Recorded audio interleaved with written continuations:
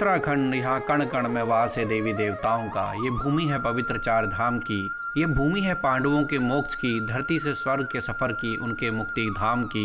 ये भूमि है आदि शंकराचार्य के तप की, चार मठों में से एक पुण्य बद्री धाम की। ये भूमि है पंच प्रयागों की, गंगा के स्वर्ग से धरती अवतरण की, पवित्र गंगोत्री धाम की। ये भूमि है महादेव के आशीर्वाद की, उनके 12 ज्योतिर्लिंगों में से एक केदार धाम की। उत्तराखंड यहाँ कण कण में वास है देवी देवताओं का। ये भूमि है पवित्र चार धाम की। ये भूमि है पवित्र चार धाम की।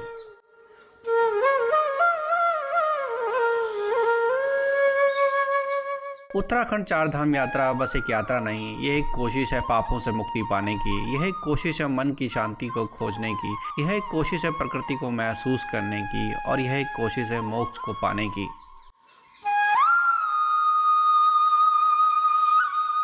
तो चलिए आध्यात्मिक खोज वाली इस पवित्र यात्रा पर, एक ऐसी तीर्थ यात्रा जो भौतिकता से परे है, और करीब से महसूस करें उस परम और दिव्य अनुभूति को जो इस भौतिक जगत से दूर मोक्ष और पुनर्जन्म के चक्रों से मुक्ति पाने की इच्छा का प्रतिनिधित्व करती है।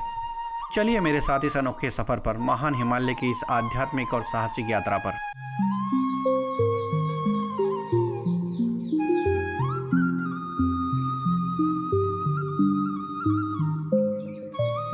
तो नमस्कार दोस्तों, आप सबका स्वागत है एक और नए ब्लॉग में, जहां मैं आज आपको ले चलूंगा चार धाम यात्रा पर और आपको बताऊंगा इस यात्रा की सारी महत्वपूर्ण जानकारी, जैसे यात्रा का रजिस्ट्रेशन कैसे करें, यात्रा के लिए आपको क्या क्या तैयारियां करनी है, कहां से यात्रा शुरू करें, कहां रुकें, फूड के ऑप्शंस क्या हैं, यात्रा में कितना समय लगेगा, यात्रा के दौरान किन किन बातों का ध्यान रखना है, जिससे आपको इस चारधाम यात्रा को समझने में और भी आसानी होगी। तो इस वीडियो में अंत तक बने रहें और चैनल पर नए हैं तो चैनल को सब्सक्राइब कर लें। वीडियो पसंद आए तो लाइक और कमेंट करना ना भूलें। तो चलिए शुरू करते हैं। देवभूमि उत्तराखंड मेरी जन्मभूमि भी है और मैं पहले भी चारधाम यात्रा कर चुका हूं। तो अगर आप भी चारधाम यात्रा पर आने की सोच रहे हैं और आप फर्स्ट टाइम यहां आ रहे हैं तो आपके लिए टूर पैकेज बुक करके आना एक अच्छा ऑप्शन होगा, क्योंकि उससे आपको आने जाने, घूमने, ठहरने और क्या करना है क्या नहीं जैसे जरूरी सारी जानकारी आसानी से मिल जाएगी। और ये इंतजाम टूर पैकेज के अंदर ही हो जाते हैं और आप आराम से यात्रा का आनंद ले सकते हैं। पर हो सकता है कि टूर पैकेज आपको थोड़ा महंगा लगे, पर ये आपकी टेंशन को काफी हद तक कम कर देता है। और अगर आप यहाँ पहले भी आ चुके हैं या फिर आप टेक्नोलॉजी का उपयोग करके जानकारी जुटा सकते हैं तो आप बिना टूर पैकेज बुक करके यहाँ आ सकते हैं और थोड़ी सी एक्स्ट्रा भाग दौड़ कर और जानकारी से आप अच्छे खासे पैसे बचा सकते हैं। तो इस वीडियो के माध्यम से हम आपको इस चार धाम यात्रा की ज़्यादा से ज़्यादा जानकारी देने की कोशिश करेंगे और वीडियो को पूरा देखने के बाद आप डिसाइड कर सकते हैं कि आपको कौन सा ऑप्शन सूट करता है। तो सबसे पहले चार धाम की यात्रा कब शुरू होती है, कब बंद होती है, यानी कपाट कब खुलते हैं और कपाट कब बंद होते हैं, इसकी जानकारी। तो गंगोत्री, यमुनोत्री, केदारनाथ तीनों धामों के द्वार इस बार 10 मई 2024 को खुल रहे हैं, जबकि 12 मई को बद्रीनाथ धाम के कपाट खुलेंगे। साथ ही आपको कपाट बंद होने की संभावित तिथियों के बारे में भी बता देते हैं। तो केदारनाथ और यमुनोत्री के कपाट लगभग भाई दूज के आसपास बंद होते हैं, जबकि गंगोत्री और बद्रीनाथ के कपाट लगभग दिवाली के आसपास बंद होते हैं, जिनका फाइनल निर्णय मंदिर समिति द्वारा किया जाता है। तो चारधाम यात्रा की शुरुआत होती है धर्म नगरी हरिद्वार से, जो उत्तराखंड राज्य के हिमालय की तलहटी में स्थित गंगा नदी और उसकी सहायक नदी मनसा देवी के संगम पर स्थित है, जो अपने धार्मिक महत्व के साथ साथ प्राकृतिक सुंदरता के लिए भी जाना जाता है। तो अगर आप चारधाम यात्रा पे आने की सोच रहे हैं तो एक दिन आप यहाँ रुककर इस पवित्र नगरी को भी घूम सकते हैं, क्योंकि हरिद्वार को सप्तपुरी यानी 7 पवित्र हिंदू तीर्थ स्थलों में से एक माना गया है, जो देश की राजधानी दिल्ली से लगभग 200 किलोमीटर दूर और राज्य की राजधानी देहरादून से लगभग 50 किलोमीटर की दूरी पर स्थित है, और जो रोड और रेलवे दोनों से जुड़ा हुआ है और आप भारत के किसी भी कोने से यहाँ पहुँच सकते हैं। साथ ही अगर आप बाय एयर आना चाहते हैं तो आपको राज्य की राजधानी देहरादून के जौहरी ग्रांड एयरपोर्ट आना होगा और यहाँ से आप आसानी से हरिद्वार पहुँच सकते हैं। अगर आप बजट ट्रैवल करना चाहते हैं तो आप यहाँ से बस, शेयर टैक्सी या जीप ले सकते हैं और आप चाहें तो यहाँ से टैक्सी बुक करके अपनी यात्रा शुरू कर सकते हैं। साथ ही अगर आप ग्रुप में आए हैं तो आप यहाँ से टेम्पो ट्रैवलर भी बुक कर सकते हैं। पर किसी भी परेशानी से बचने के लिए आप पहले ही 4 जगह से रेट पता कर लें, बार्गेनिंग कर लें और पहले से ही एडवांस में ये बुकिंग करके आएँ, जिससे आपका कुछ पैसा भी बचेगा और टैक्सी और टूर ऑपरेटर को ढूंढने और बार्गेनिंग करने में लगने वाला समय भी बचेगा। वैसे तो टूर ऑपरेटर के ऑनलाइन ढेरों कॉन्टैक्ट नंबर आपको मिल जाएंगे, पर अगर आपको कुछ और टूर ऑपरेटर्स की कॉन्टैक्ट डिटेल चाहिए तो आप वीडियो के डिस्क्रिप्शन बॉक्स में चेक कर सकते हैं। अब टैक्सी बुक करने के बाद सबसे पहला सवाल आता है कि क्या इस यात्रा के लिए रजिस्ट्रेशन कराना जरूरी है। तो जी हाँ, इस यात्रा के लिए रजिस्ट्रेशन कराना जरूरी है और आप इस वेबसाइट से अपना रजिस्ट्रेशन जरूर करवा लें और ये लिंक आपको डिस्क्रिप्शन बॉक्स में भी मिल जाएगा। दूसरा, यात्रा शुरू करने से पहले कुछ तैयारियां भी कर लें, जैसे अपने साथ गर्म कपड़े रखना ना भूलें, चाहे महीना और मौसम कोई भी हो। साथ ही गर्म ग्लव्स, कैप भी रख लें और मोबाइल चार्जिंग और लाइटिंग के लिए पावर बैंक भी जरूर रख लें। साथ ही रास्ते में पैदल यात्रा के सपोर्ट के लिए एक स्टिक भी रख लें। यहाँ मौसम कब बदल जाए कुछ कहा नहीं जा सकता, तो अपने साथ रेनकोट और अम्ब्रेला भी जरूर रख लें। साथ ही अच्छी क्वालिटी के वाटरप्रूफ शूज भी रख लें, जो आपको बारिश से बचाएंगे और ट्रैकिंग में भी मदद करेंगे। और रास्ते के खर्चों के लिए कुछ कैश भी साथ में रख लें। यहाँ आपको मोबाइल नेटवर्क आसानी से नहीं मिलेगा, जिससे आपको ऑनलाइन पेमेंट करने में भी मुश्किल आ सकती है। अब ये तो पता है कि यात्रा हरिद्वार से शुरू होगी, पर सवाल है कि पहले कहाँ जाना चाहिए। तो हमारे ग्रंथों में 4 धाम यात्रा का सही क्रम बताया गया है, जिसके अनुसार यात्रा की शुरुआत यमुनोत्री से दर्शन करके होती है और अगला धाम गंगोत्री है। उसके बाद बाबा केदारनाथ और फिर बद्रीनाथ धाम में यात्रा समाप्त होती है। पर ऐसा क्यों? तो यमुनोत्री को भक्ति का प्रतीक, गंगोत्री को ज्ञान का, केदारनाथ को वैराग्य का और बद्रीनाथ को मोक्ष का प्रतीक माना गया है। और ऐसा माना जाता है कि आदर्श जीवन की शुरुआत भक्ति से होती है, जिससे ज्ञान की प्राप्ति होती है और फिर ज्ञान से वैराग्य की प्राप्ति होती है और आखिर में वैराग्य से मोक्ष की प्राप्ति होती है। तो ये 4 धाम यात्रा मानव की मुक्ति के चक्र को दर्शाती है। अब सवाल आता है कि 4 धाम यात्रा में कितना समय लग सकता है। तो इसके लिए 8 से 10 दिन का समय लग सकता है, क्योंकि गंगोत्री और बद्रीनाथ तो आप सीधा गाड़ी से पहुंच सकते हैं, पर यमुनोत्री और केदारनाथ के लिए आपको काफी पैदल भी चलना पड़ता है। तो आपकी फिजिकल फिटनेस जितनी अच्छी होगी, आप यात्रा को उतनी जल्दी पूरा कर सकते हैं। पर मेरा मानना है कि ये यात्रा सिर्फ घूमने के लिए नहीं, बल्कि मन की शांति के लिए की जानी चाहिए और आप जितना हो सके आराम से ये यात्रा करें। और हम इसे 9 दिन के हिसाब से आपको बताएंगे, जिससे आपको यात्रा का एक फेयर आइडिया मिल सके और आप आराम से यात्रा कर सकें।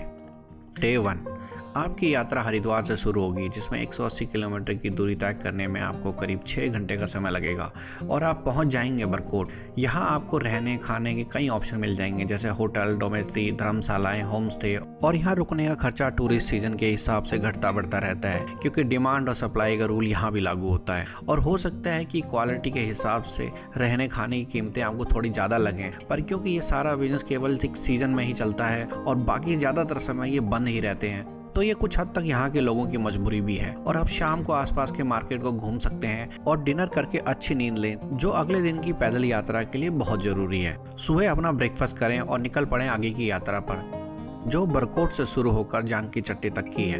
आप बस, टैक्सी या अपनी गाड़ी से ये दूरी तय कर सकते हैं। इसके बाद शुरू होती है 5 किलोमीटर की पैदल यात्रा। अगर आप पैदल यात्रा नहीं कर सकते हैं तो आप यहाँ से पालकी, घोड़े या फिर पिट्ठू ले सकते हैं, पर ये देखने में जितने आरामदायक लगते हैं उतने होते नहीं हैं और इसके लिए आपको अच्छे खासे पैसे भी चुकाने पड़ते हैं। तो कोशिश करें कि आप पैदल यात्रा करें, क्योंकि जो मजा और सुकून पैदल यात्रा में है वो और किसी में नहीं।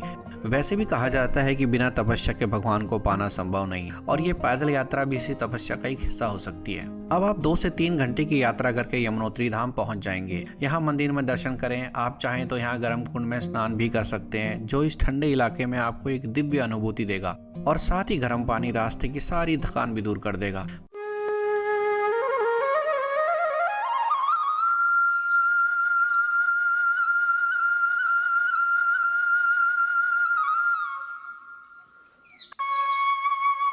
फिर आप वापसी के लिए निकल जाएं और पहुंच जाएं जानकी चट्टी पर, और यहां से गाड़ी में बैठकर आप वापस पहुंच जाएंगे बरकोट। यहां आप रात में आराम करें।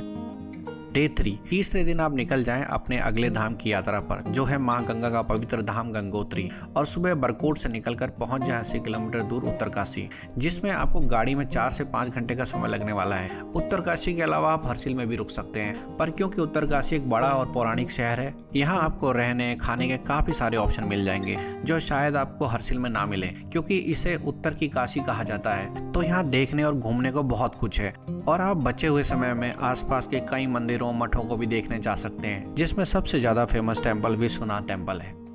डे 4, सुबह अपना ब्रेकफास्ट करें और निकल पड़े आगे की यात्रा पर, जो है गंगोत्री धाम, जो उत्तरकाशी से 100 किलोमीटर की दूरी पर है। और जैसा कि हमने पहले ही बताया था कि यहाँ कोई भी ट्रैकिंग नहीं है, यानी पैदल यात्रा नहीं करनी है, तो गाड़ी से लगभग 3 घंटे के सीधे सफर में आप पहुंच जाएंगे गंगोत्री धाम।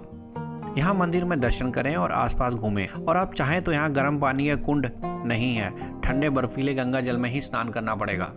माँ गंगा को पापों को हरने वाली और मोक्षदायिनी कहा गया है, और मैं तो कहूँगा कि आप थोड़ी सी हिम्मत जुटाएं और सारे पाप धो डालें और एक दिव्य अनुभूति को महसूस करें।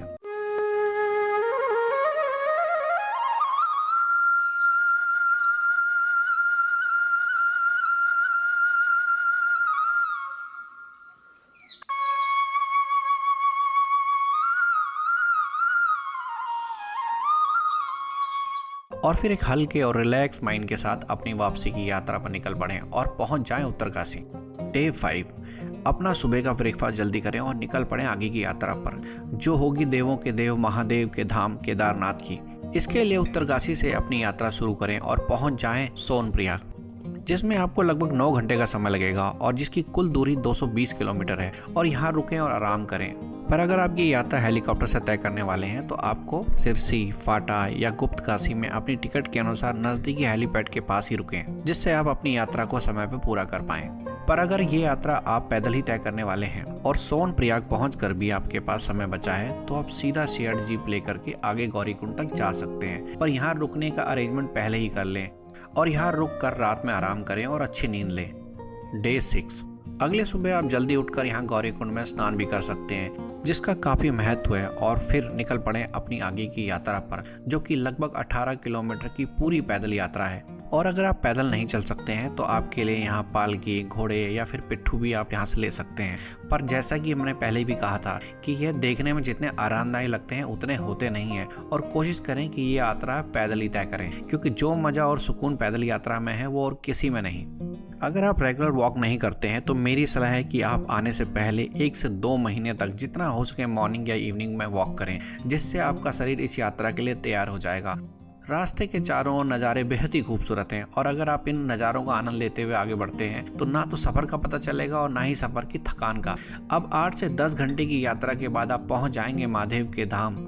और अगर आप पैकेज बुक करके आ रहे हैं तो आप सीधा मंदिर में दर्शन करने के लिए जा सकते हैं। पर अगर आप पैकेज बुक करके एडवांस में होटल बुकिंग करके नहीं आए हैं तो हो सके तो मंदिर में दर्शन करने से पहले ही यहाँ रुकने का पूरा अरेंजमेंट कर लें। स्पेशली अगर आप बच्चों के साथ या बुजुर्गों के साथ आए हैं तो पहले रुकने का अरेंजमेंट जरूर कर लें, क्योंकि यहाँ आसानी से होटल नहीं मिलते और ज़्यादातर होटल यहाँ फुल ही रहते हैं। यहाँ आप रात में रुकने के लिए GMVN के होटल, डॉर्मेट्री या फिर ओपन कैंप भी ले सकते हैं। पर ध्यान रहे कि महीना और मौसम कोई भी हो, रात में यहाँ काफ़ी ठंड होती है। साथ ही हाई एल्टीट्यूड होने की वजह से यहाँ पर ऑक्सीजन की कमी भी होती है। केदारनाथ में वायुमंडल में ऑक्सीजन का लेवल हमारे शरीर की आवश्यकता का केवल 40% के आसपास ही होता है। यहाँ फेफड़ों को और अधिक तेजी से सांस लेनी पड़ती है, जिससे हार्ट पर ज़्यादा जोर पड़ता है। तो ऐसे लोग जिन्हें सांस और हार्ट से संबंधित समस्याएं हैं उन्हें रात में यहाँ रुकने से बचना चाहिए और हो सके तो साफ मौसम में ही हेलीकॉप्टर सर्विस का इस्तेमाल करके सेम डे वापस लौट जाएं। और अगर आप रात में ही वहीं रुकते हैं तो रात में आराम से मंदिर में दर्शन करें और रात को अच्छी नींद लेने की कोशिश करें, ताकि वापसी के सफर के लिए वो जोश कायम रहे। डे 7, अगली सुबह भी अगर मंदिर में भीड़ नहीं है तो आप दर्शन कर सकते हैं और साथ ही आप केदारनाथ से 1.5 किलोमीटर की पैदल यात्रा कर भैरव मंदिर में भी जा सकते हैं, जो काफ़ी अच्छी लोकेशन पर है। और इसके बाद आप अपने वापसी के सफ़र को शुरू करके सोनप्रयाग पहुंच जाएं, जिसमें लगभग पूरा 1 दिन आपको लगने वाला है। और फिर रात में यहाँ आराम करें। डे 8, अगली सुबह की यात्रा काफ़ी लंबी पर गाड़ी में होने की वजह से थोड़ी आरामदायक होने वाली है और आप सोनप्रयाग से लगभग 230 किलोमीटर की यात्रा तय करके सीधा पहुंच जाएं बद्रीनाथ धाम, जो करीब 9 घंटे का सफ़र है। बद्रीनाथ आदि शंकराचार्य द्वारा स्थापित 4 मठों में से एक मठ है, जो ज्योतिर्मठ के नाम से जाना जाता है और ये 4 धामों में सबसे बड़ा है। यहाँ रहने खाने की बात करें तो यहाँ रहने खाने की कोई समस्या नहीं है और आपको यहाँ GMVN के होटल, दूसरे अन्य होटल, डॉर्मेट्री, धर्मशालाएं आसानी से मिल जाएंगी। मंदिर में अक्सर काफ़ी भीड़ रहती है तो लाइन में खड़े होने में आपका काफ़ी समय लग सकता है और फिर दर्शन करके आसपास के एरिया में आप घूमने जा सकते हैं। साथ ही आप आसपास में ही माना विलेज, भीम पुल और सरस्वती नदी को भी देखने जा सकते हैं और रात में यहाँ आराम करें। डे 9, और अगर आखिरी दिन आप सीधा हरिद्वार पहुंचना चाहते हैं तो सुबह जल्दी उठकर अपनी यात्रा शुरू करें और लगभग 310 किलोमीटर का ये सफ़र करीब 9 घंटे में आप तय कर पाएंगे और आप पहुंच जाएंगे सीधा हरिद्वार और इसके साथ आपकी ये 4 धाम यात्रा पूरी हो जाएगी। और अब आखिर में इस यात्रा के बारे में कुछ अपडेट्स। पहला, सभी यात्रियों के लिए रजिस्ट्रेशन मैंडेटरी है, जो यात्रियों की संख्या को नियंत्रित करने और यात्रा को सुचारू बनाए रखने के लिए ज़रूरी है। दूसरा, हालांकि अभी कोई कोविड जांच या वैक्सीनेशन प्रमाण पत्र की अनिवार्यता नहीं है, लेकिन मास्क पहनने और सैनिटाइजर का इस्तेमाल करने जैसी नॉर्मल प्रैक्टिस को फॉलो जरूर करें। तीसरा, 4 धामों में दर्शन के लिए उत्तराखंड वन विभाग द्वारा जारी किया गया ग्रीन कार्ड अनिवार्य है। आप अपनी यात्रा का विवरण ऑनलाइन पंजीकरण करके इसे प्राप्त कर सकते हैं। चौथा, इस वर्ष केदारनाथ मंदिर के परिसर के अंदर प्रसाद चढ़ाना और तिलक लगाना वर्जित है, तो कृपया इस बात को ध्यान रखें। 5वां, मंदिर के भीतर मूर्तियों और धार्मिक पुस्तकों को छूने से बचें। और मुझे आशा है कि इस वीडियो से आपको काफ़ी जानकारी मिली होगी और मेरी इस वीडियो ने आपको चारधाम यात्रा पे आने के लिए प्रेरित किया होगा। आपको हमारी ये कोशिश कैसे लगी हमें कमेंट करके जरूर बताएं और अगर व्लॉग अच्छा लगा हो तो वीडियो को लाइक और दोस्तों के साथ शेयर जरूर करें। अगर चैनल पर नए हैं तो चैनल को सब्सक्राइब कर लें ताकि आने वाले रोमांचक वीडियो का नोटिफिकेशन आपको मिलता रहे। जल्दी आपसे फिर मिलेंगे एक और नई वीडियो के साथ। तब तक के लिए जय देवभूमि उत्तराखंड।